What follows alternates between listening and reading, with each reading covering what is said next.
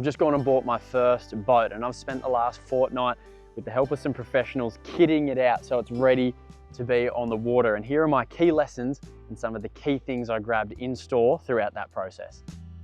So the boat I chose was a 4.8 meter tinny. I wanted this to be that boat that could do everything that I needed. I wanted to be able to go offshore and target snapper and longtail if I wanted.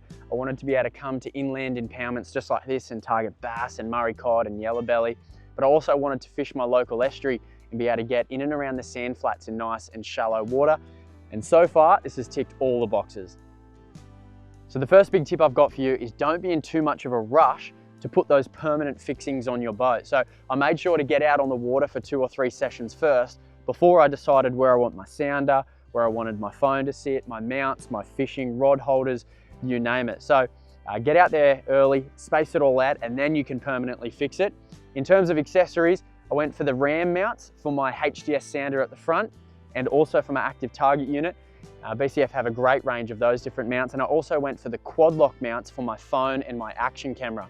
Having those two mounted and I can quickly release it, take it off when I'm parking this in caravan parks and things like that has been a real game changer, and I'm really happy how that's all turned out.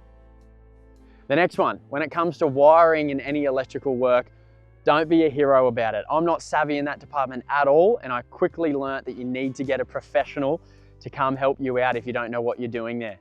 When it comes to the equipment that you need for wiring and electrical, BCF have the whole range.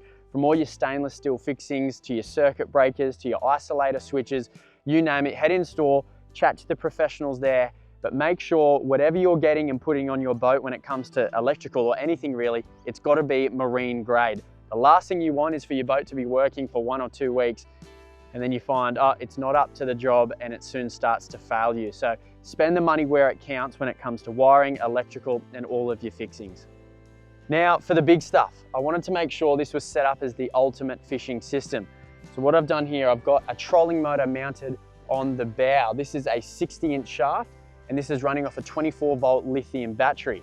I've also got a 12-inch screen at the front. I'm currently running the HDS system, and that's on that ram bracket. And then I've got an active target set up on the other side. Now this covers all bases for me. On the console, I've got a 10-inch unit that's flush mounted.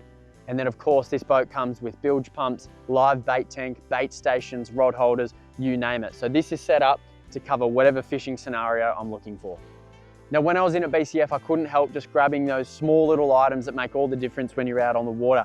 I grabbed myself some rod holders, some rod storage. So when I've got my estuary rods, I can pack them all away nice and neat and they're not all in and around the deck. And I love where I've positioned those.